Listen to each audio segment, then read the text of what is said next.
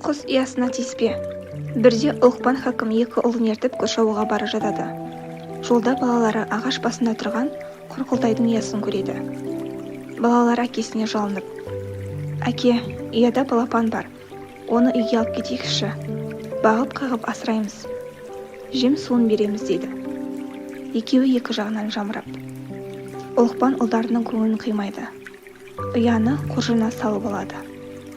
Үйіне келсе, қоржындағы екі балапан тұншығып қалыпты. Анасы шала жансар күйде жатыр екен. Хакім ақырып өкініпті.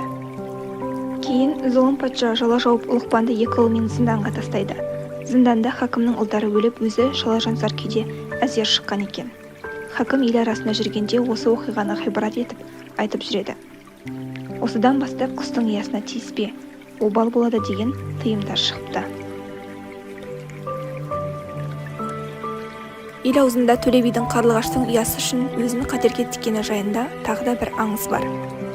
Ертеде жоңғарлар тұтқиылдан лап қойғанда, қам қарекетсіз отырған жұрт жапа-тармағай қаша жөнеледі. Бір үй көште қалыпты. Қонтайшы үйге кіріп: «Сен неге көштен қалдың? Әлде бізден қорықпайсың ба?» дейді. Бей молдасын құрып отырған күйі: «Шаңырағыма қарлығаш ұя салып еді. Қарлығаштың балапандары қанаттанып ұшып кеткенше көше алмаймын. Сенен де қорқам, бірақ Құдайдан қаттырақ қорқам. Себебі қарлығаш қасиетті құс, адамның досы. Топан су басқанда Нұх кемесін суға батудан аман алып қалды. Масаның тілін жұлып, жыланды жер қаптырды. Ыбырайымды отқа жаққанда қанатымен су тасыған осы қарлығаш еді.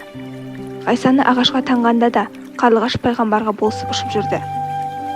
Жау келді деп үйімді шықсам, қарлығаштың ұясын бұзамын. Құдайдың достарымен дос болған қасиетті құстың алдында күнәһар болар жайым жоқ. Жан керек болса кеудемде, бас керек болса еңсемде. Керсең алдында, кездік қолыңда, білгеніңді істе. О дүниеде қарсы алып алар Тәңірімнің көзі оң болсын» дейді.